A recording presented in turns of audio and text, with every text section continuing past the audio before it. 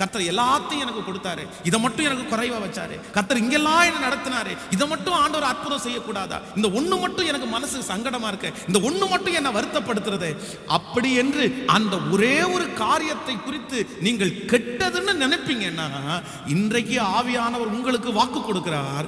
இல்லை தேவனுடைய பிள்ளையே, நீங்கள் உபத்திரவப்பட்டது, நீங்கள் உபத்திரவப்பட்டு கொண்டிருக்கிறது, நீங்கள் இனி உபத்திரவப்பட போகிறது, அது கெட்டது அல்ல. என் கர்த்தர் சொல்லுகிறார், அது நல்லது, அது நல்லது. ஒருவேளை உங்களை சுற்றி இருக்கிற நிறைய பேர் சொல்லலாம், உங்களை பார்த்து, அவ்வளவுதான் உனக்கு வந்த இந்த உபத்திரவம் உன்னுடைய வாழ்க்கையிலே கெட்டது, எல்லாவற்றையும் ஆண்டவர் உனக்கு நல்லா கொடுத்துட்டு இந்த ஒன்றை மட்டும் ஆண்டவர் உன்னை விட்டு எடுத்துட்டாரு, இந்த ஒரு குறையை மட்டும் ஆண்டவர் உனக்கு கொடுத்துட்டாரு, ஐயோ உன்னுடைய வாழ்க்கையில எல்லாம் நல்லது நடந்து இது மட்டும் கெட்டதா மாறிடுச்சு, இது மட்டும் கெட்டதா மாறிடுச்சு. ஆனால் நான் கர்த்தருக்குள்ளே விசுவாசிக்கிறேன், என் ஆண்டவருடைய வார்த்தை ஒரு நாளும் பொய் உரையாது. அந்த தேவனாகிய கர்த்தர் இன்றைக்கு இந்த ஆலயத்திலே இந்த சத்தத்தை கேட்டுக்கொண்டிருக்கிற ஒவ்வொரு ஆண்டவருடைய பிள்ளையை பார்த்து கர்த்தர் சொல்லுகிறார், இல்ல இது கெட்டது அல்ல.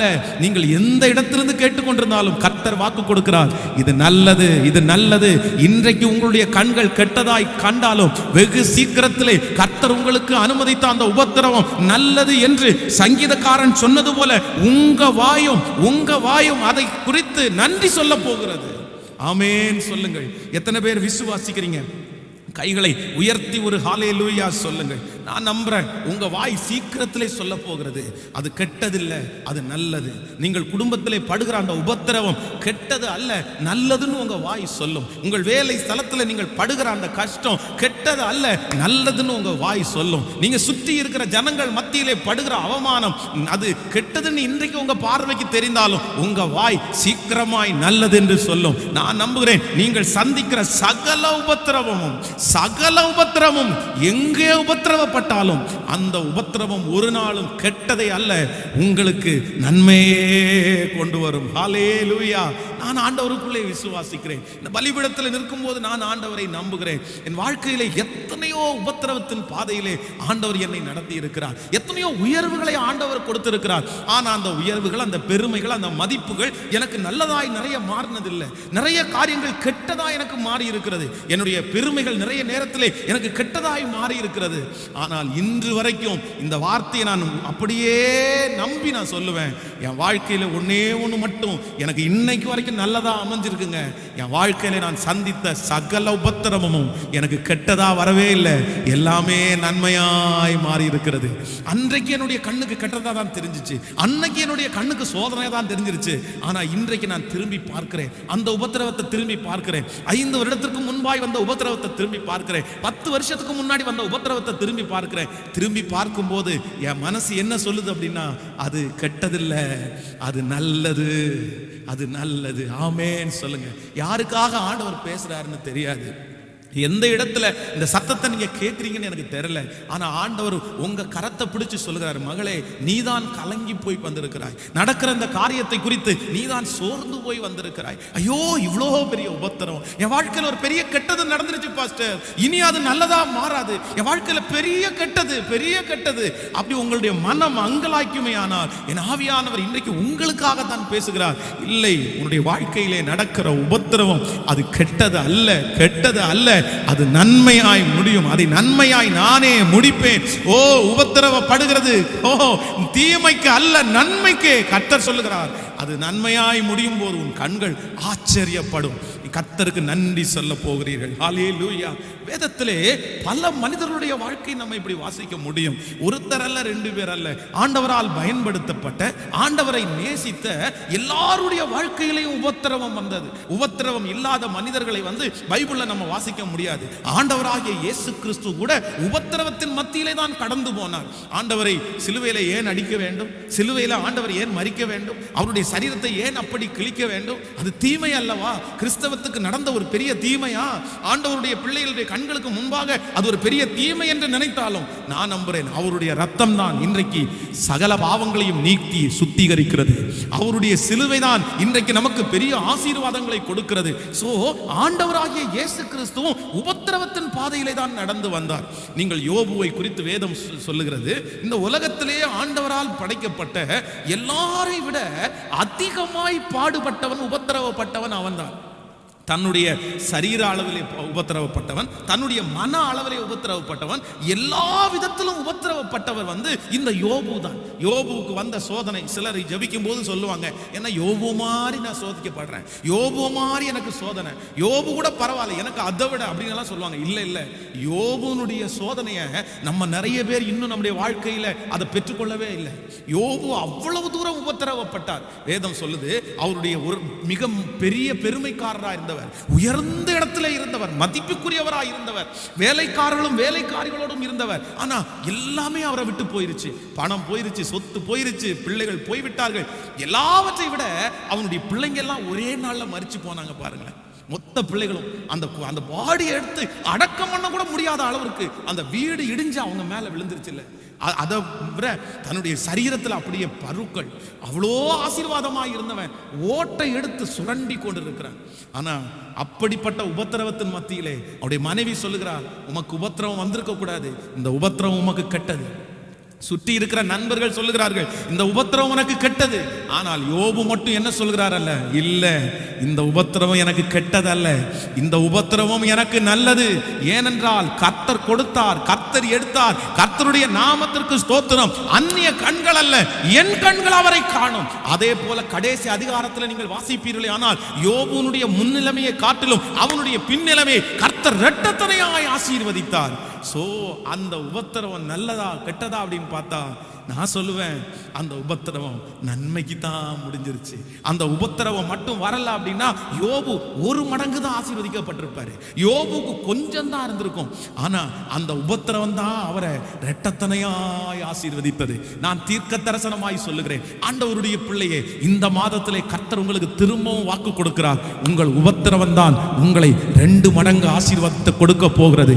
இன்றைக்கு நீங்கள் பார்க்கிற இந்த உபத்திரவம் உங்களுக்கு 2 மடங்கு ஆசீர்வாதத்தை கொண்டு வரும் என்று கர்த்தராகிய ஆண்டவர் வாக்கு கொடுக்கிறார். கர்த்தர் வாக்கு கொடுக்கிறார். ஒரு மனிதன் அல்ல, பல மனிதன். நீங்கள் தானியேலை எடுத்து வாசித்து பாருங்கள். அவனுடைய வாழ்க்கையில வந்திருக்கிற உபத்திரவம் அவரை நஷ்டப்படுத்தினதா, அவரை அழித்ததா?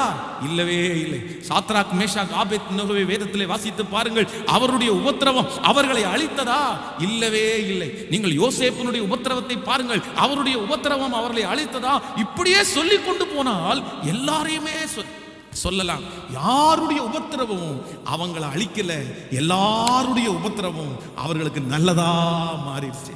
அப்பதான் அவங்களெல்லாம் கர்த்தர் சுட்டி காட்டி, மேகம் போன்ற இத்தனை திரளான சாட்சிகள் உங்களை சுற்றி நெருங்கி நிற்கும் போது கர்த்தர் அந்த சாட்சிகள் எல்லாம் காமிச்சு சொல்றாரு, அவங்களுக்கு எல்லாருக்கும் அவங்க கடந்து போன உபத்திரவம் நல்லதா முடியுமையானால் உங்களுக்கும் அந்த உபத்திரவம் நல்லதாய் முடிய போகிறது. விசுவாசிக்கிறவங்க கைகளை மேல உயர்த்தி அப்பாவை பார்த்து சொல்லுங்க, நான் நம்புற ஆண்டவரேன்னு சொல்லுங்க.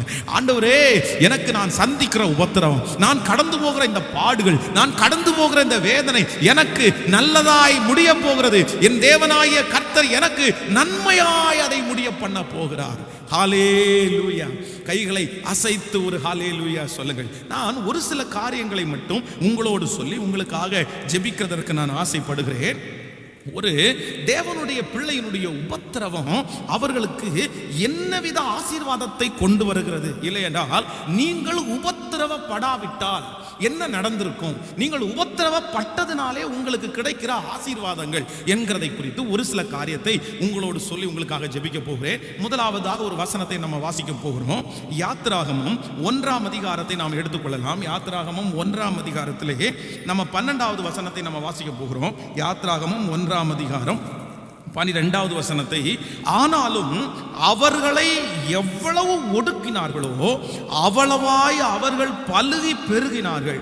ஆகையால் அவர்கள் இஸ்ரவேல் புத்திரரை குறித்து எரிச்சல் அடைந்தார்கள். இன்னொரு விஷயம் கூட நம்ம வாசிக்க போகிறோம். 70வது பக்கத்தில் இருக்கிறது. ஆனாலும் அவர்களை எவ்வளவு ஒடுக்கினார்களோ அவ்வளவாய் அவர்கள் பலுகி பெருகினார்கள். ஆகையால் அவர்கள் இஸ்ரவேல் புத்திரரை குறித்து எரிச்சல் அடைந்தார்கள். நன்றாய் கவனிங்கள். இந்த இடத்திலே தேவனாலே அனுப்பப்பட்ட தேவனுடைய குடும்பம் எகிப்து தேசத்திற்கு கடந்து போகிறது. ஆனா அந்த எகிப்து தேசத்தில் இருக்கிறவர்கள் எல்லாரும் இஸ்ரவேல் ஜனங்கள் வளர்ந்து விடுவார்களோ, அவர்கள் நமக்கு எதிரிகளாய் மாறி விடுவார்களோ அப்படின்னு நினைச்சு அவர்களை ஒடுக்குறாங்க, அவர்களை உபத்திரவப்படுத்துகிறார்கள். பலவிதமான உபத்திரவம். எதை நினைச்சு உபத்திரவப்படுத்துறாங்க அப்படின்னா, நம்ம இவங்களுக்கு கொடுக்கிற டார்ச்சர்ல, நம்ம இவங்களுக்கு கொடுக்கிற உபத்திரவத்துல அவ்வளவுதான், அவங்க ஒண்ணும் இல்லாம போயிடுவாங்க, அவங்க குறைஞ்சிருவாங்க, அவங்க பிள்ளைங்க எல்லாம் குறைஞ்சிரும் அப்படின்னு நினைச்சு பெரிய உபத்திரவத்தை கொடுத்தார்கள். ஆனால் வேதம் சொல்லுது என்ன நடந்துச்சு அப்படின்னா, அவர்களை எவ்வளவு ஒடுக்கினார்களோ அவ்வளவு அதிகமாய் அவர்கள் பெருகினார்கள். நான் நம்புறேன், உபத்திரவம் நமக்கு கொண்டு வருகிற முதல் ஆசீர்வாதம் என்ன? நீங்கள் உபத்திரவப்படாவிட்டால் என்ன நடந்திருக்கும் அப்படின்னா, இன்றைக்கு நீங்கள் இவ்வளவு பெருகி இருக்க மாட்டீர்கள். நான் நம்புறேன், உபத்திரவத்தினால வருகிற முதல் ஆசீர்வாதம் வேதம் சொல்லுகிறது பெருக்கம். நீங்கள் எவ்வளவு உபத்திரவப்படுகிறீர்களோ அவ்வளவு தூரம் கர்த்தர் உங்களை வளர்த்தி கொண்டே போவார். கர்த்தர் உங்களை பெருகி பெருக வைப்பார். நீங்கள் வலதுபுறத்திலும் இடதுபுறத்திலும் பெருக போகிறீர்கள். உபத்திரவம் இல்லாமல் ஒரு மனுஷனுடைய வாழ்க்கையிலே முன்னேற்றம் என்கிற ஒன்று வரவே வராது. நான் நம்புகிறேன் ஆண்டவருடைய பிள்ளைகளே, இந்த சத்தத்தை கேட்டுக்கொண்டிருக்கிற உங்களை பார்த்துதான் கர்த்தர் சொல்லுகிறார், ஐயோ நான் உபத்திரவப்படுகிறேனே, எனக்கு இந்த உபத்திரவம் என்ன செய்ய போகிறது? கர்த்தராகிய ஆண்டவர் வாக்கு கொடுக்கிறார், இந்த உபத்திரவம் வந்ததற்கு காரணம் கர்த்தர் உங்களை பெருக பண்ணுவதற்காக. ஆண்டவர் உங்களை பெருக பண்ண போகிறார். ஆண்டவர் உங்களை வளர்த்த போகிறார். வளர்ச்சிக்காகத்தான் இந்த உபத்திரவமே தவிர வேறு ஒன்றுக்காகவும் அல்ல. நான் நம்புறேன், நீங்கள் உபத்திரவப்படாவிட்டால் வளர்ந்திருக்கவே மாட்டீர்கள். ஆமென். இன்றைக்கு இந்த சத்தத்தை கேட்கிற நிறைய ஆண்டவருடைய பிள்ளைகள் கர்த்தர் உங்களை வளர்த்தி இருக்கிறார். நீங்கள் வளர்ந்திருக்கிறீர்கள். நீங்க இன்னைக்கு நிறைய பேருக்கு முன்னாடி கர்த்தர் உங்களை மதிப்பாய் வைத்திருக்கிறார். நீங்க வளர்ந்த எல்லாரையும் பார்த்து கேளுங்க, நீங்க எப்படி வளர்ந்தீங்க? உங்களை எது வளர்த்துச்சு? உங்களுடைய பணமா, உங்களுடைய திறமைகளா, இல்லை உங்களுடைய செல்வாக்கா? அவங்க ஒன்னே ஒன்று சொல்லுவாங்க, நான் பட்ட உபத்திரவம், நான் கடந்து போன உபத்திரவத்தின் பாதை என்னை என்ன பண்ணிச்சு அப்படின்னா, என்னை இவ்வளவு தூரம் முன்னேற உதவி செய்தது. நான் நம்புறேன், நீங்க முன்னேறணும்னு ஆண்டவர் விரும்புறாரு. உங்க பிள்ளைங்க முன்னேறணும்னு கர்த்தர் விரும்புறாரு. சகோதரனே, கர்த்தர் உன்னை முன்னேற விரும்புகிறார். நீ முன்னேறணும்னு கர்த்தர் நினைக்கிறாரு. உன் குடும்பத்தில் நீ முன்னேறணும், உங்க வேலை ஸ்தலத்தில் நீங்க முன்னேறணும், நீங்க சுற்றி இருக்கிற ஜனங்களுக்கு முன்பாக நீங்க முன்னேறணும், உங்க சொந்தங்களுக்கு முன்னாடி நீங்க முன்னேறணும். நீங்க முன்னேறணும்ன்ற ஒரே ஒரு காரணத்துக்காகத்தான் இந்த உபத்திரவம் உங்களுக்கு வந்திருக்கே தவிர வேறு எதற்காகவும் வரவே இல்லை. ஸோ நீங்கள் சந்தித்திருக்கிற, நீங்கள் கடந்து போகிற இந்த உபத்திரவத்தை குறித்து நீங்க என்ன நினைக்கணும் அப்படின்னா, கர்த்தர் நான் முன்னேறதற்கு எனக்கு இதை கர்த்தர் அனுமதித்திருக்கிறார். எத்தனை பேரை ஆமோதிக்கிறீர்கள்? ஹல்லேலூயா. சிலருடைய வாழ்க்கையில படிப்பு அவர்களை முன்னேற்றாது, திறமைகள் அவர்களை முன்னேற்றாது, கடந்து வந்த பாதையை நினைச்சு அவருடைய குடும்பம் அவர்களை முன்னேற்றாது. ஆனா என்ன முன்னேற்றம் அப்படின்னா, உங்களுடைய உபத்திரவம் கண்டிப்பா உங்களை கீழே கொண்டு போகாது. உங்களை என்ன பண்ணும் அப்படின்னா, உங்களை முன்னேற பண்ணும். பைபிள் சொல்லுது, இளம் வயதில் நுகத்தை சுமப்பது மனுஷனுக்கு நல்லது, வாலிபர்களுக்கு நல்லது. நான் நம்புறேன், சின்ன பிள்ளைகள், வாலிப தம்பிங்கள், தங்கச்சிங்க, இந்த செய்தியை கேட்பீர்களே ஆனால் உங்களுக்கு சொல்றேன், இந்த சின்ன வயசுல அதிகமாக உங்களுக்கு உபத்திரவம் வருகிறதா? நீங்கள் அதிகமாக உபத்திரவப்படுகிறீர்களா? நான் நம்புறேன், நீங்க முன்னேறுவது நிச்சயம். நீங்கள் முன்னேறுவது நிச்சயம். கர்த்தர் நீங்கள் முன்னேற வேண்டும் என்பதற்காகத்தான் இந்த சூழ்நிலையை அனுமதித்திருக்கிறாரே தவிர வேறு எதற்கும் அல்ல. ஸோ நம்பர் 1, முதலாவதாக உங்களுக்கும் எனக்கும் உபத்திரவம் ஏன் வருகிறது? கர்த்தர் ஏன் உபத்திரவத்தை அனுமதிக்கிறார் என்றால், நம்மை முன்னேற்றுவதற்காகவே கர்த்தர் உபத்திரவத்தை அனுமதிக்கிறார். ஹல்லேலூயா. நீங்கள் வேதத்தில் எஸ்தரின் புஸ்தகத்தை வேதத்தில் வாசிப்பீர்களே ஆனால், மொர்தெகாய் என்கிற தேவ மனுஷனை குறித்து வேதம் சொல்கிறது. காரணமே இல்லாமல் ஒரு பெரிய உபத்திரவம் அவனுக்கு வருகிறது. அதற்கு அவன் எதையுமே செய்யல. அங்க இருக்கிற மனிதர்களுக்கு விரோதமாய் போகல, அவன் ஒரு தப்பு பண்ணல, திருடல, அவன் ரொம்ப நல்லதுதான் செஞ்சான். ராஜாவுக்கு நல்லது செஞ்சான், அங்க இருக்கிற எல்லாருக்கும் நல்லது பண்ணான். ஆனா அவனுக்கு பயங்கரமான உபத்திரவம். அவன் நினைக்கிறான், ஏன் எனக்கு இந்த உபத்திரம் வரணும்? நான் தான் யாருக்கும் எந்த தீங்கு செய்யலையே, நான் எந்த பிரச்சனைக்கும் போகலையே, ஒரு பிரச்சனைக்கும் போகாம இருந்தோம், எல்லாவற்றையும் நேர்த்தியாய் செய்தோம், எனக்காக உபத்திரவம். ஆனால் நான் நம்புறேன், மொர்தெகாயை அந்த இடத்துல கனம் பண்ணணும்னு கர்த்தர் விரும்பிட்டாரு. மொர்தெகாயை கர்த்தர் உயர்த்தணும்னு கர்த்தர் விரும்பிட்டாரு.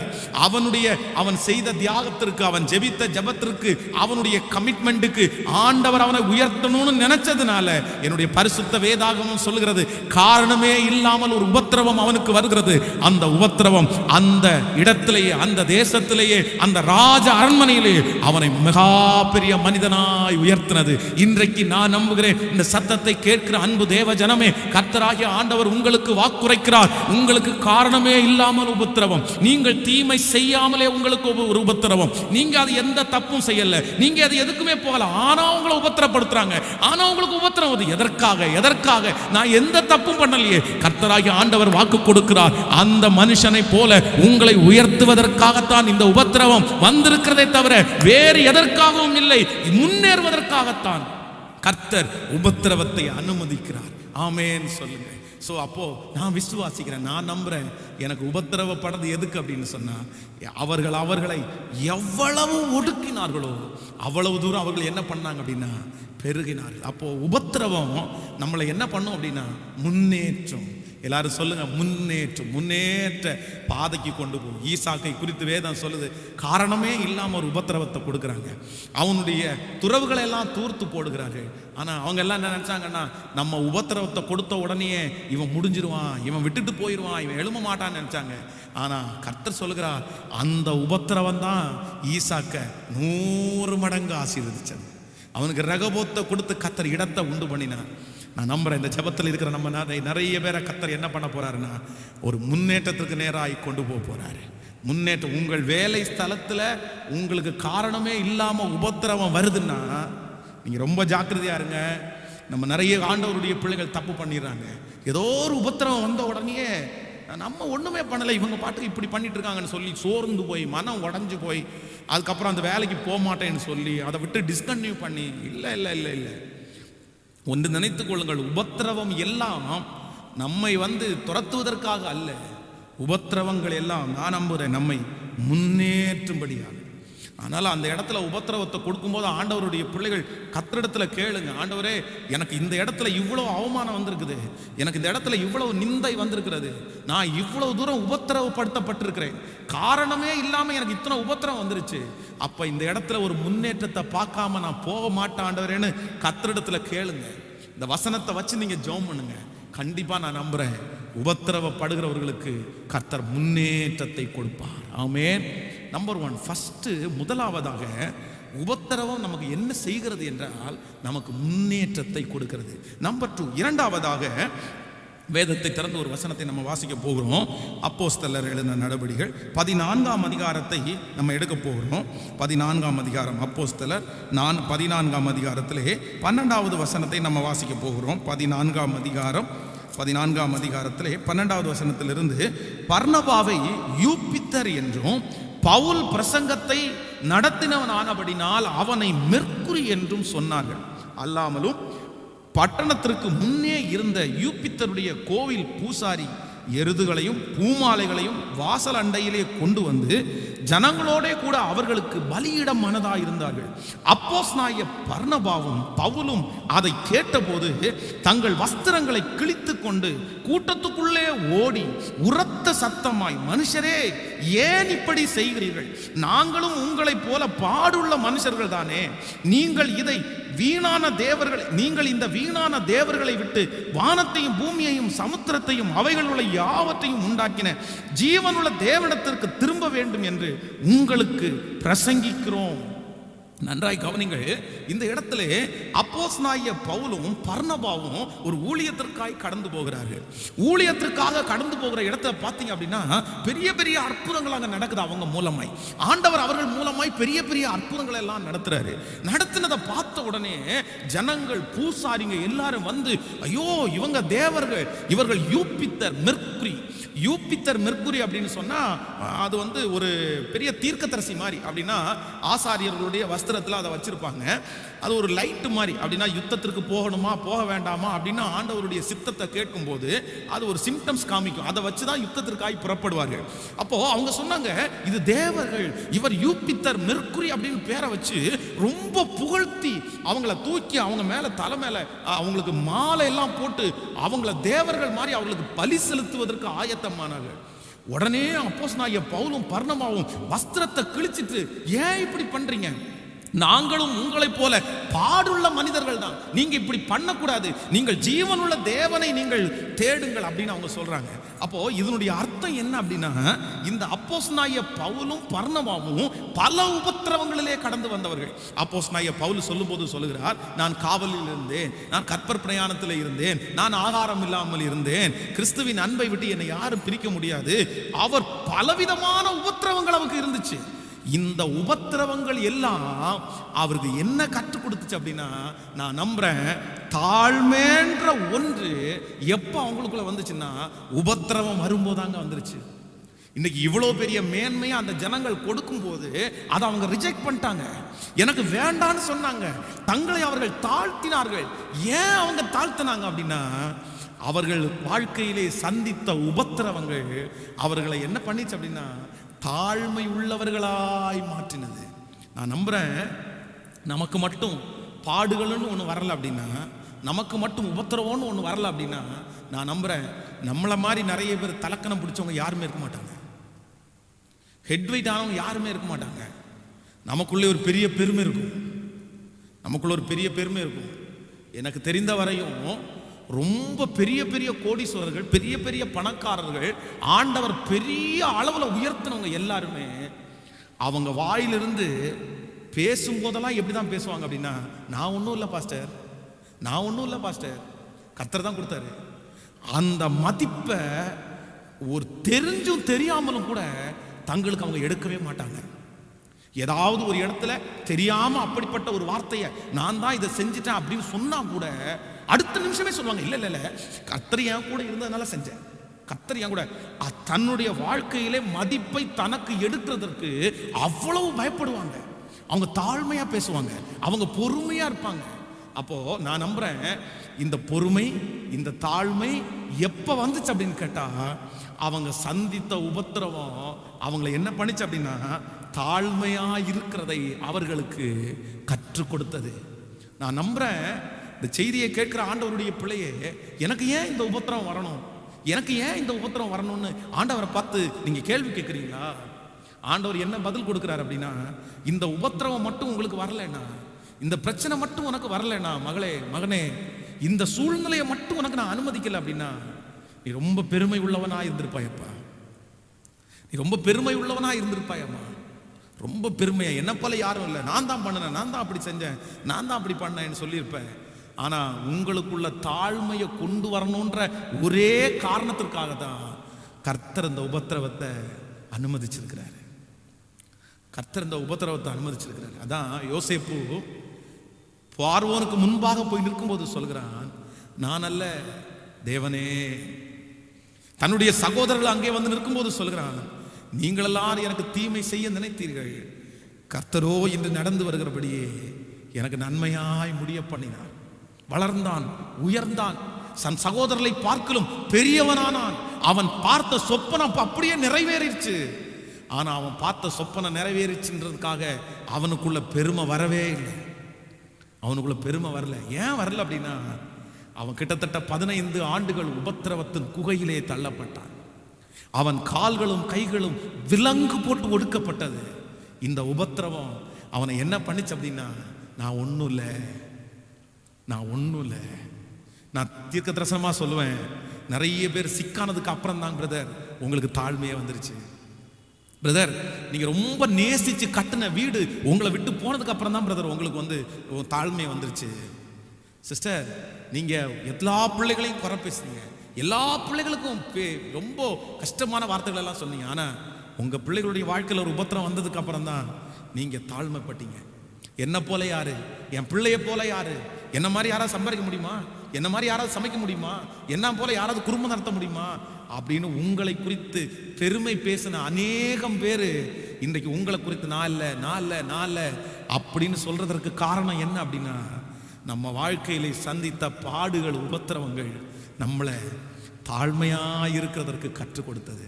ஸோ இன்றைக்கு உபத்திரவத்தில் கடந்து போகிற ஒவ்வொருத்தரை பார்த்தும் பரிசுத்த ஆவியானவர் தெளிவா பேசுறாரு, நான் உன்னை தாழ்மைப்படுத்தும்படியாக, நான் உன்னை தாழ்மைப்படுத்தும்படியாக. நீ என் சமூகத்தில் மற்றவங்களுக்கு முன்னாடி தாழ்த்தும்படியாகத்தான் நான் இதை அனுமதித்திருக்கிறேனே தவிர வேறு எந்த காரியத்திற்காகவும் அல்ல. இன்றைக்கு உபத்திரவத்தில் இருக்கிற ஆண்டவருடைய பிள்ளைகள் ஒவ்வொருத்தரும் ஆண்டவருடைய சமூகத்தில் தாழ்த்த மட்டும் செய்யுங்க. நான் ஒன்றும் இல்லை, நான் ஒன்றும் இல்லை, நான் ஒன்றும் இல்லை, நான் ஒன்றும் இல்லை. நீங்க தாழ்த்த ஆரம்பிச்ச உடனே கர்த்தருடைய இரக்கம் உங்க மேல வரும். நீங்க தாழ்த்த ஆரம்பிச்ச உடனே கர்த்தர் உங்களுக்கு இரக்கம் செய்ய ஆரம்பிச்சிருவார். இந்த உபத்திரவம் வேறு எதற்காகவும் வரவில்லை. இந்த உபத்திரவம் உங்களை தாழ்மைப்படுத்துவதற்காக தான் வந்திருக்கிறது. ஆமே. நம்புறவர்கள் கைகளை மேல உயர்த்தி ஏசப்பாட்ட சொல்லுங்க, ஆண்டவரே நான் என்ன தாழ்த்துற ஆண்டவரேன்னு சொல்லுங்க. நீங்க தாழ்த்தும் போதே அந்த உபத்திரவம் நான் நம்புகிறேன் அது முடிவிற்கு வரப்போகிறது. அதை கர்த்தர் முடிக்க போகிறார். உங்களுடைய பெருமைகளை மாற்றுவதற்காகத்தான் கர்த்தர் அனுமதித்திருக்கிறார். இல்லை, கர்த்தரை தான் மேன்மைப்படுத்த முடியும், அவர்தான் உயர்த்த முடியும். அவர்தான் உயர்ந்தவர், அவர்தான் உயர்ந்தவர். ஹல்லேலூயா. கைகளை அசைத்து ஒரு ஹல்லேலூயா சொல்லுங்க. அப்போ உபத்திரவத்தை ஆண்டவர் ஏன் அனுமதிக்கிறார் அப்படின்னு சொன்னா வேற எதற்காகவும் அல்ல, நம்மை தாழ்த்தும்படியாக. அதான் வேதத்துல தீர்க்கதரிசியான யோனாவை குறித்து வேதத்தில் நீங்கள் வாசிக்கும் போது வேதம் சொல்லுது, யோனாவுக்கு ஒரே பெருமை. யோனா தன்னை குறித்து ஒரு பெரிய காரியத்தை நினைத்து கொண்டு வந்தான். ஆனா ஆண்டவர் அவனை உபத்திரவத்துக்குள்ள கொண்டு போனாரு பாருங்களேன். அந்த மீனுடைய வயிற்றுல இருக்கிற வரைக்கும் பெருமையா தான் பேசினான். கடல்ல இந்த கடல் கொந்தளிப்பு மாத்துறதுக்கு என்ன பண்ணணும் அப்படின்னு கேட்டா, என்ன தூக்கி கடல்ல போடுங்க சரியா போயிடும். அந்த அந்த ஹெட் வெயிட் பாருங்க, அந்த பெருமை பாருங்க, என்ன தூக்கி போடுங்க, போட்டா ஒன்றும் பிரச்சனை இல்லை, அப்படி பேசுறாங்க. ஆனா அந்த மீனுடைய வயிற்றுல போய் அந்த உபத்திரவம் ஆரம்பிச்ச உடனே, ஐயா நான் ஒன்றும் பண்ண முடியாது, நான் ஒன்றும் செய்ய முடியாது, அப்படியே தன்னை தாழ்த்தினான். வேதம் சொல்லுகிறது, தன்னை தாழ்த்துகிற எவனும் உயர்த்தப்படுவான், தன்னை உயர்த்துகிற எவனும் தாழ்த்தப்படுவான். அதனால நீங்க தாழ்த்த தாழ்த்த தாழ்த்த நீங்க கீழே போக போக போக நீங்க உங்களை ஒன்றும் இல்லை ஒன்றும் இல்லை ஒன்றும் இல்லைன்னு சொல்ல சொல்ல சொல்ல ஆண்டவர் உங்களை என்ன பண்ணுவாருன்னா தூக்கி தூக்கி தூக்கி தூக்கி அப்படியே மேலே வச்சுட்டே போவார், மேலே வச்சுட்டே போவார். மனுஷனுக்காக தாழ்மைப்படுறது இல்லை, மற்றவங்களுக்காக தாழ்மைப்படுறது இல்லை. தாழ்மைன்றது உள்ளுக்குள்ளேயே வரணும், இருதயத்திலே வரணும். சிலர் வெளி தோற்றத்தில் பயங்கர தாழ்மையா நடிச்சுக்குவாங்க, அவங்கள மாதிரி தாழ்மையா இல்லைன்றது மாதிரி சொல்லிக்குவாங்க. ஆனா உள்ளம் அப்படியே பெருமைனால நிரம்பும். கர்த்தர் அதை விரும்ப மாட்டாரு, கர்த்தர் விரும்ப மாட்டார். எனக்கு தெரியும் ஆண்டவருடைய பிள்ளையே, பாஸ்டர் ஒரு அனௌன்ஸ்மெண்ட் பண்ண உடனே சர்ச்சில் இருக்கிற ஒரு பிரதர் உடனே எடுத்து எல்லாருக்கும் முன்னாடி 1,00,000 ரூபாய் தூக்கி அப்படியே காமிச்சு, இதா நான் 1,00,000 ரூபாய் தர்றேன் அப்படின்னு ஜஸ்ட் அனௌன்ஸ் தான் பண்றாரு பாஸ்டர். இந்த மாதிரி ஒரு தேவை இருக்கு சர்ச்சில், இந்த மாதிரி நீங்க பண்ணுங்க அப்படின்னு சொன்ன உடனே அவர் 1,00,000 ரூபாய் கொடுக்கறது சந்தோஷம், அது ஆண்டவர் கொடுத்துருக்கிறார், கர்த்தர் அவருக்கு லட்சங்களை தந்திருப்பாரு. ஆனா அவருக்கு ஒரு பெருமையை காமிக்கணுன்றதுக்காக அனௌன்ஸ் பண்ணிட்டு இருக்கும் போதே, ஒரு நிமிஷம் பாஸ்டர் நான் இதை தர்றேன் அப்படின்னு சொல்லி அப்படியே கையை அந்த கட்டை தூக்கி பணத்தை தூக்கி காமிச்சிட்டு நேரம் எந்திரிச்சு பாஸ்டர் இங்க நிற்கிறாரு, பாஸ்டர் கையிலே கொடுத்துட்டாரு. உடனே அந்த ஊழியக்காரர் வாங்கி சரி ஜோம் பண்ணி அப்படியே வச்சுட்டாரு. உடனே அவருக்கு ஒரு பயங்கரமான ஒரு பெருமை, நம்ம கொடுத்துட்டோம் அப்படின்னு. நான் சொல்றேன் இல்லை, வேதம் சொல்லுது வலது கை கொடுக்கறத இடது கைக்கு தெரிய வேண்டிய அவசியமே இல்லை. நம்ம அப்படி தெரிஞ்சுக்கணும் அப்படின்னு நினைக்க வேண்டியதே இல்லை. கர்த்தருக்கு தெரிஞ்சா போதும், கர்த்தருக்கு தெரிஞ்சா போதும். அந்தரங்கத்தில் பார்க்கிற உன்னுடைய பிதா உங்களுக்கு வெளியரங்கமாய் பதில் கொடுப்பார். அதுல ஒரு பெருமை நமக்கு வேணாம், அதுல எதையுமே நமக்கு சொல்ல வேண்டாம். அது கர்த்தருக்குரிய தேவன் எனக்கு கொடுத்தாரு, நான் கொடுத்துட்டேன், அவ்வளவுதான். அதோட இதெல்லாம் ஆண்டவருடைய பிள்ளைகள் பழகணும்னு ஆண்டவர் எதிர்பார்க்கிறார். எப்பவுமே என்ன பண்ணணும் அப்படின்னா நீங்க தாழ்மையா இருக்கிறதுக்கு கத்துக்கணும். அதை ஆண்டவர் சொல்றாரு, ஒரு இடத்துக்கு போகும்போது நீ பின்னாடி உட்காரும் போது உங்க மதிப்பை பார்த்து ஒருத்தர் உங்களை கூப்பிட்டு முன்னாடி நீங்க உட்காரணும் அப்படின்னு சொல்லணும். ஆனா நீங்க முன்னாடி உட்காரும் போது ஒருத்தர் நீங்க அடுத்த சீட்ல உட்காருங்கன்னு சொல்ற அளவுக்கு நீங்க வச்சுக்காதீங்கன்னு கர்த்தர் பேசுறாரு. அப்ப ஆண்டவருடைய பிள்ளைங்க தாழ்மைக்கு தான் இடம் கொடுக்கணுமே தவிர பெருமைக்காக இடம் கொடுக்கக்கூடாது. ஒதுங்கி ஒதுங்கி நிக்கணும், தூரம் தூரம் போகணும். நம்மளை யாராவது ஒருத்தர் பெருமையா பேசினாங்கன்னா உடனே துக்கப்படணும், உடனே அழணும்.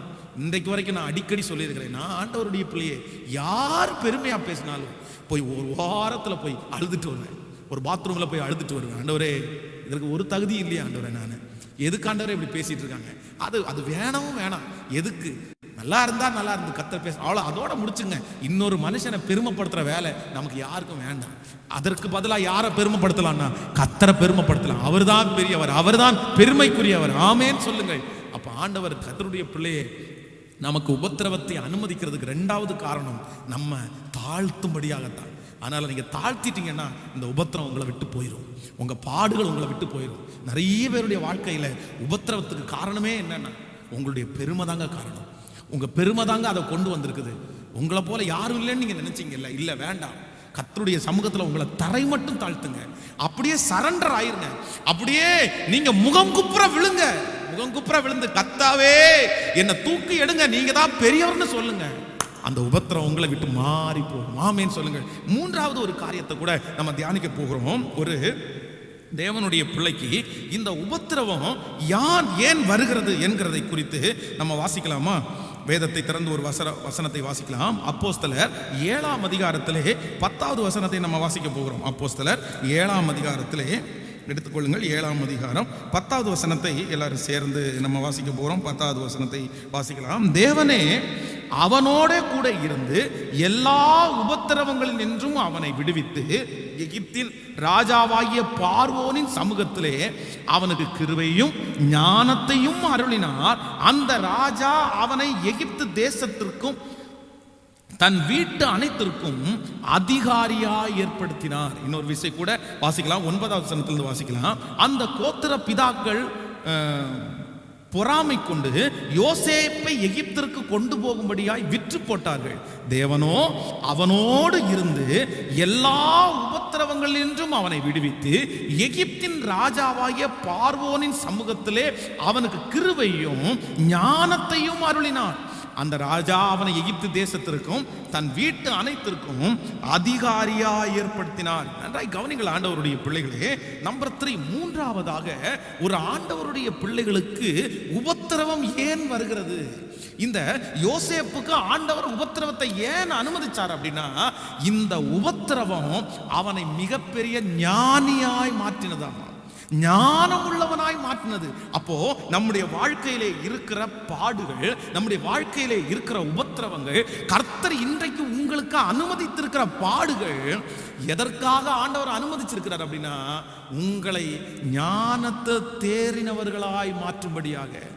நமக்கு மட்டும் பாடுகள் என்று ஒன்று வராமல் இருந்திருந்தா கண்டிப்பா நம்ம ஞானம் உள்ளவர்களாக இருந்திருக்க முடியாது, ஞானம் உள்ளவர்களாக இருந்திருக்க முடியாது. நிறைய பேர் தங்களுடைய வாழ்க்கையிலே ஞான குறைவினால் பல காரியத்தை இழந்திருக்கிறார்கள், பல ஆசீர்வாதங்களை இழந்திருக்கிறார்கள். இந்த ஞானம் ஒரு மனுஷனுக்கு எங்கிருந்து உருவாகுது அப்படின்னா, அவர்கள் சந்திக்கிற உபத்திரவம் அவர்களை ஞானத்துக்குள்ளே நடத்துகிறது. நான் விசுவாசிக்கிறேன், நான் நம்புறேன், ஆண்டவர் உங்களை அந்த உபத்திரவத்தின் பாதையில இப்ப நடத்துகிறார் அப்படின்னா, ஆண்டவருடைய பிள்ளையே நீங்க பயப்படாதீங்க. உங்களை கர்த்தர் எப்படி மாற்ற போறாருன்னா, ஞானிகளாய் கர்த்தர் மாற்ற போறாரு. நீ ரொம்ப பேதையா இருக்கிறீங்க, நீங்க ஞானி இல்லை, நீங்க ஞானி இல்லை, உங்களை எல்லாருமே ஏமாத்துறாங்க, உன்னை எல்லாருமே வஞ்சிக்கிறாங்க. ஆனா உன்னை எப்படியாவது உருவாக்கணும்னு நான் நினைக்கிறேன், உன்னை எப்படியாவது இவங்களுக்கு முன்னாடி சாட்சியா நிறுத்தணும்னு நினைக்கிறேன். அதற்காக இந்த உபத்திரவத்தை நான் அனுமதிக்கிறேன். இந்த உபத்திரவம் உங்களை என்ன பண்ணும் அப்படின்னா, ஞானிகளாய் மாற்றும், ஞானிகளாய் மாற்றும். அதான் சில மனிதர்களிடத்துல நம்முடைய ஏமாந்தம் பாருங்களேன், பணத்தையும் பொருட்களையும் ஏமாந்தம் பாருங்களேன். அந்த ஏமாற்றங்கள் நம்முடைய வாழ்க்கையில கர்த்தர் ஏன் அனுமதித்தார் அப்படின்னா, மனுஷனை குறித்து தெரிஞ்சுக்கப்பா, சொந்தக்காரங்களை குறித்து தெரிஞ்சுக்கப்பா, கூட வேலை செய்யறவங்களை குறித்து தெரிஞ்சுக்கப்பா. அந்த உபத்திரவம் மட்டும் நமக்கு வரல அப்படின்னா, நான் நம்புறேன் மனுஷனை குறித்து அறிகிற அறிவு நமக்கு யாருக்குமே இருந்திருக்காது, நமக்கு யாருக்குமே இருந்திருக்காது. இன்னைக்கு எவ்வளவு பெரிய நம்பிக்கையை மனிதர்கள் கொடுத்தாலும் ஆண்டவருடைய பிள்ளைகள் ஞானமா இருக்கிறாங்க. எவ்வளவு ஆசை வார்த்தைகளை பேசினாலும் ஆண்டவருடைய பிள்ளைகள் ஞானமா இருக்கிறாங்க. இல்ல, அவங்க ஆசை வார்த்தையை நம்பாத, அவனுடைய பெருமையான வார்த்தையை நம்ப வேண்டாம், அவங்க சொல்றது சரியில்லை, நம்ம கொஞ்சம் விழிப்பா இருக்கணும். அவர்கள் சொல்லவே அது நல்லதா கெட்டதா அப்படின்னு நம்ம மனசுக்குள்ள ஏன் ஓடுது அப்படின்னா, நம்ம கடந்து வந்த உபத்திரவத்தின் பாதை நான் நம்புறேன் நமக்கு நிறைய ஞானத்தை கற்றுக் கொடுத்தது. உங்க பிள்ளை உபத்திரவப்படுறாங்களா, உங்க மகள் உபத்திரவப்படுறாங்களா, ஐயோ என் பிள்ளைக்கு இவ்வளவு உபத்திரவமே, என் மகனுக்கு இவ்வளவு உபத்திரவமே கலங்கி போயிருக்கிறீங்களா? நான் நம்புறேன் பேதையா இருக்கிற உங்க பிள்ளைய கர்த்தர் வெகு சீக்கிரத்துல ஞானவானாய் மாற்ற போறார். பேதையா இருக்கிற உங்க மகளை கர்த்தர் வெகு சீக்கிரத்துல ஞானியாய் மாற்ற போகிறார். அந்த ஞானத்தை பெற்றுக்கொள்வதற்காக மட்டும்தான் இந்த உபத்திரவத்தின் பாதையை தவிர வேறு எதற்காகவும் இல்லை, வேறு எதற்காகவும் இல்லை. சங்கீதக்காரனுடைய தாவீதுனுடைய வாழ்க்கையிலே அவன் அனுமதித்த அத்தனை உபத்திரவங்களும், நான் உபத்திரவப்பட்டது எனக்கு நல்லது, ஆதலால் உம்முடைய பிரமாணங்களை நான் கற்றுக்கொண்டேன். ஹல்லேலூயா. எத்தனை பேர் ஆமோதிக்கிறீங்க? கைகள் அப்படியே மேல உயர்த்தி நான் நம்புற ஆண்டவரேன்னு சொல்லுங்க. இருதயத்தின் ஆழத்திலிருந்து சொல்லுங்க, ஆண்டவரே நான் விசுவாசிக்கிறேன், நான் உபத்திரவப்பட்டதுனால தான் இன்றைக்கு என்னை கர்த்தர் ஞானியாய் நிறுத்தி இருக்கிறீர். சொல்லுவோம், ஆண்டவரே என்னை ஞானியாய் நிறுத்தி இருக்கிறீர், என்னை ஞானத்துக்குள்ள நடத்துவதற்காக நன்றி ஆண்டவரே, நன்றி ஆண்டவரே, நன்றி ஆண்டவரே. தாவீது அரசாட்சி பண்ணதற்கும் சிம்சோன் ஜனங்களை மீட்டெடுத்ததற்கும் வித்தியாசம் இருக்குது. தாவீது உபத்திரவத்தின் குகையிலே தெரிந்து கொள்ளப்பட்டவன். ஆனா சவுல் ராஜாவை குறித்து வேதத்தில் நீங்கள் வாசிப்பீர்களே, ஆனால் சவுல் உபத்திரவத்தின் பாதையில கடந்து வரல. அவனுக்கு டைரக்டா அவனுக்கு அரையணை கிடைச்சிருச்சு. ஆனா தாவீதுக்கு ரொம்ப நாள் தாண்டி தான் கிடைச்சிருச்சு. சிம்சோனை குறித்து வேதத்தில் வாசித்து பார்த்தால் அவனுக்கும் பிறக்கும் போதே அவனுக்குள்ள வல்லமை இருந்துச்சு. ஆனா வேதத்துல படிச்சு பாருங்க, உபத்திரவப்படாதவங்க அரசாட்சி பண்ணதற்கும் உபத்திரவப்பட்டவங்க அந்த தலைமைத்துவத்தில் இருந்ததுக்கும் நிறைய வித்தியாசம் இருக்குது. இவங்க ரொம்ப ஞானமா நடந்துக்கிட்டாங்க, இவங்க ஞானமா நடக்கல. இவங்க தங்களுடைய அரியணையை, தங்களுக்கு கொடுக்கப்பட்டிருக்கிற ஆசீர்வாதத்தை காப்பாத்தினாங்க. ஆனா இவங்களால காப்பாற்ற முடியல. காரணம் என்னன்னா, உபத்திரவப்படாதவங்களுக்கு அவ்வளவு சீக்கிரம் ஞானம் வந்துடாது. உங்க பிள்ளைகள் உபத்திரவப்படுகிறதற்காய் கர்த்தருக்கு ஸ்தோத்திரம் பண்ணுங்க, கர்த்தருக்கு ஸ்தோத்திரம் பண்ணுங்க. நம்முடைய பிள்ளைகள் பாடு அனுபவிக்கிறதுக்காய் கர்த்தருக்கு ஸ்தோத்திரம் பண்ணுங்க. அதுதான் அவங்களுக்கு என்ன கற்றுக் கொடுக்கும்னா ஞானத்தை. ஆமென் சொல்லுங்க. கைகளை உயர்த்தி ஒரு ஹல்லேலூயா சொல்லுங்க. கடைசியாக உபத்திரவம் நமக்கு என்ன பண்ணுன்னு சொல்லி நம்ம ஜெபித்து முடிக்க போகிறோம். வாசிக்கலாம். நீங்கள் ரூத்தின் புஸ்தகம் 2ஆம் அதிகாரத்தை எடுத்துக்கொள்ளுங்கள். ரூத்தின் புஸ்தகம் 2வது அதிகாரத்தை எடுத்துக்கொள்ளுங்கள். 2ஆம் அதிகாரம் 20வது வசனத்தை நம்ம வாசிக்க போறோம். 2ஆம் அதிகாரம் 20வது வசனத்தை வாசிக்கலாம். அப்பொழுது நகோமி தன் மருமகளை பார்த்து, உயிரோடு இருக்கிறவர்களுக்கும் மரித்தவர்களுக்கும் தயவு செய்கிற கர்த்தராலே அவன் ஆசீர்வதிக்கப்படுவானாக என்றான். பின்னும் நகோமி அவளை பார்த்து, அந்த மனுஷன் நமக்கு நெருங்கின உறவன் முறையான நம்மை ஆதரிக்கிற சுதந்திரவாளியாகிய ஒருவனுமாய் இருக்கிறான் என்றான். நீங்கள் அப்படியே 18வது வசனத்தை வாசிக்கலாம்.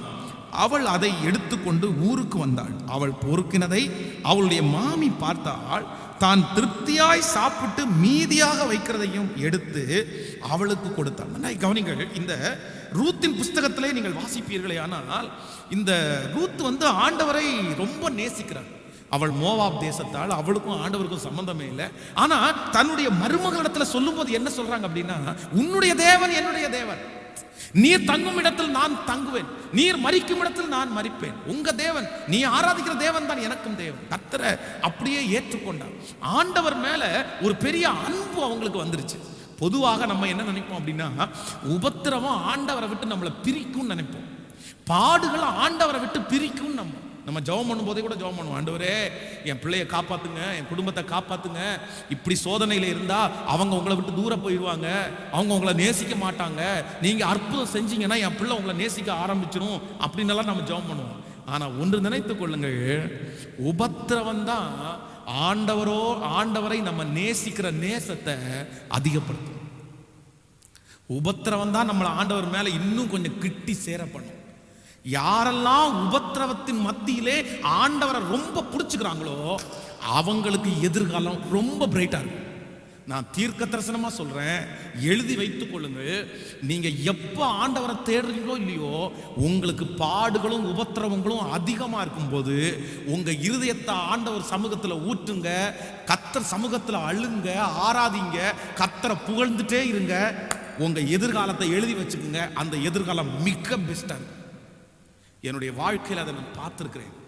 நான் பல உபத்திரவத்தினுடைய உச்ச கட்டத்தில் இருக்கும்போது எனக்கு ஜெபிக்கிறதுக்கு ஜெப குறிப்பெல்லாம் எதுவும் இருக்காது. அவங்கள அடிச்சிருங்க ஆண்டவரே இவங்களை, அதெல்லாம் இருக்காது. அப்படியே முழங்கால நின்று, வெறும் தரை மொட்டை மாடியில முழங்கால நின்று கையை உயர்த்தி, நான் உங்களை நேசிக்கிறேன்ப்பா, நான் உங்களை ரொம்ப விரும்புறேன்ப்பா, நீர் என்னை தேற்றுறீங்க, நீர் என்னை ஆற்றீங்க. அப்படியே என்னுடைய கவலையெல்லாம் அவர் சமூகத்தில் கொட்டி அவர் என்னை மார்போடு அணைக்கிறது மாதிரிலாம் நான் ஃபீல் பண்ணுவேன். அந்த நேசம் இன்றைக்கு என்னை உயர்த்தி இருக்கிறதை நான் பார்க்கிறேன். அப்ப நான் நம்புறேன். நம்பர் 4, 4ஆவதாக உபத்திரவம் உங்களுக்கு என்ன கொண்டு வரும் அப்படின்னா, ஆண்டவர் மேல இருக்கிற அன்பை இன்னும் கொஞ்சம் பலனடைய செய்யும். ஹல்லேலூயா. அப்ப நீங்க எல்லாருமே சொல்லுவீங்க, நான் உபத்திரவப்பட்டது எனக்கு நல்லது, நான் உபத்திரவப்பட்டது எனக்கு நல்லது, ஆதலால் உம்முடைய பிரமாணங்களை கற்றுக்கொண்டேன். ஆமென் சொல்லுங்க. எல்லாரும் தேவ சமூகத்தில் அப்படியே எழும்பி நின்று, நான் நம்புற ஆண்டவருடைய பிள்ளைகளை, கர்த்தர் இன்றைக்கு இந்த மாதத்தில் இந்த முதல் வாரத்தில் நம்மோடு கூட பேசுகிறார். தேவ பிள்ளையே, நீ உபத்திரவப்படுகிறது கெட்டதுக்கு அல்ல. இந்த பாதை உங்களுக்கு கெட்டதற்கு அல்ல. இந்த அவமானம் உங்களுக்கு கெட்டது அல்ல. கர்த்தர் உங்களுக்கு நன்மையை செய்ய போறார். ஆண்டவர் உங்களுக்கு ஒரு பெரிய நன்மையை செய்ய போகிறார். இந்த உபத்திரவம் தான் உங்களை வெற்றிக்கு பாதைக்கு நேராய் நடத்த போகிறது. இந்த உபத்திரவம் தான் உங்களை ஞானிகளாய் மாற்றப் போகிறது. இந்த உபத்திரவம் தான் இன்னும் ஆண்டவரை நேசிக்கிறதுக்கு உங்களுக்கு உதவியாய் மாறப்போகிறது. கைகளை உயர்த்தி ஒவ்வொருத்தரும் சொல்லுங்கள், ஆண்டவரே, நீர் எனக்கு கொடுத்த உபத்திரவத்திற்காய் உமக்கு ஸ்தோத்திரம் என்று சொல்லுங்கள். சொல்லுங்க, ஒவ்வொருத்தரும் சொல்லுங்க, ஆண்டவரே, நீர் எனக்கு அனுமதித்த இந்த உபத்திரவத்திற்காக நன்றி என்று சொல்லுங்கள். வெகு சீக்கிரத்துல இந்த உபத்திரவம் உங்களுக்கு ஆசீர்வாதமாய் மாறப்போகிறது. உங்களுடைய நாவு சொல்ல போகிறது, இது கெட்டதற்கு அல்ல, இது நல்லதற்கு. இந்த அவமானம் நல்லதற்கு. கர்த்தருடைய ஆவியானவர் சொல்லுகிறார், மகளே, இது நல்லதற்கு. ஹalleluya, ஹalleluya. சொல்லுவோம், நன்மையாய் மாற பண்ணுகிறவர் நீர்தான் ஆண்டவரே. ஸ்தோத்திரம், ஸ்தோத்திரம், ஸ்தோத்திரம், ஸ்தோத்திரம். நன்மைக்கு நன்மைக்கு நான் உபத்திரவப்பட்டது எனக்கு நல்லது.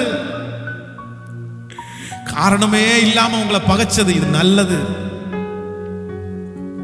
இது நன்மையாய் முடியும். இந்த நஷ்டம் எனக்கு தீமை அல்ல, நன்மைக்கு முடியும். கர்த்தராகிய ஆண்டவர் வாக்கு கொடுக்கிறார், நான் நன்மையாய் முடிய பண்ணுவேன். நன்மையாய் முடிய பண்ணுவேன். நன்மையாய் முடிய பண்ணுவேன். ஹalleluya. நம்புறவங்க கைகளை உயர்த்தி, கர்த்தாவே, இந்த வார்த்தையை விசுவாசிக்கிறேன் என்று சொல்லுங்கள். நான் விசுவாசிக்கிறேன் ஆண்டவரே, நான் விசுவாசிக்கிறேன். நான் உங்களை நம்புறேன் ஆண்டவரே, நம்புறேன், நம்புறேன், நம்புறேன், நம்புறேன், நம்புறேன். ஹalleluya. சோர்ந்து போகாதே, நீ சோர்ந்து போகாதே, சோர்ந்து போகாதே, நீ சோர்ந்து போகாதே.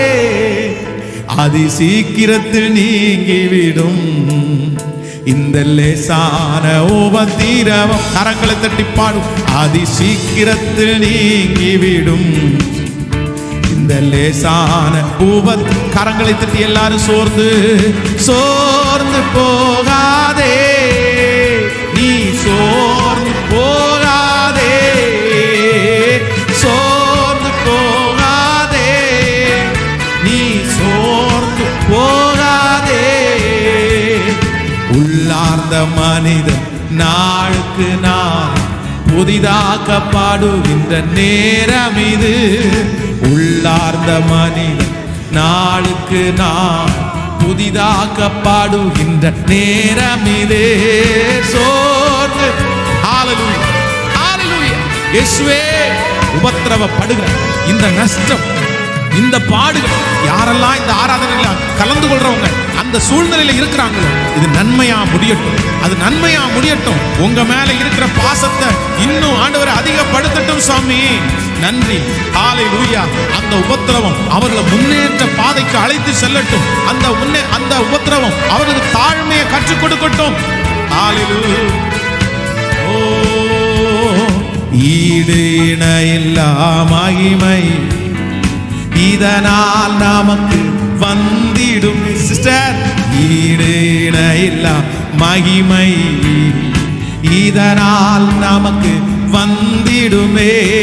சோர்ந்து போகாதே, நீ சோர்ந்து போகாதே, சோர்ந்து போகாதே, நீ சோர்ந்து போகாதே. அதி சீக்கிரத்தில் நீங்கிவிடும் இந்த லேசான உபத்திரவம். அதி சீக்கிரத்தில் நீங்கிவிடும் இந்த லேசான உபத்திரவம். நன்றி ஆண்டவரே. கோடி நன்றி அப்பா. உம்முடைய பிள்ளைகளை மனதார நான் ஆசீர்வதிக்கிறேன். நான் உபத்திரவப்பட்டது எனக்கு நல்லது. இந்த வார்த்தையை சங்கீதக்காரன் மட்டுமல்ல, இந்த ஜெபத்திலே கலந்து கொண்ட நாங்கள் ஒவ்வொருவரும் ஒரு நாள் எழும்பி எல்லாருக்கும் முன்பாகவும் சாட்சியாய், நான் பட்ட பாடு நல்லது, நான் பட்ட அவமானம் நல்லது, என்னுடைய வாழ்க்கையில வந்த ஒவ்வொரு தீமையும் நல்லது, இப்பொழுது நான் கடந்து போகிற இந்த நஷ்டம், இந்த சூழ்நிலை நல்லதுன்னு இந்த பிள்ளைகளுடைய வாய் சாட்சி சொல்ல போகிறதற்காய் ஸ்தோத்திரம் ஆண்டவரே. சாட்சி சொல்ல போகிறதற்காய் நன்றி.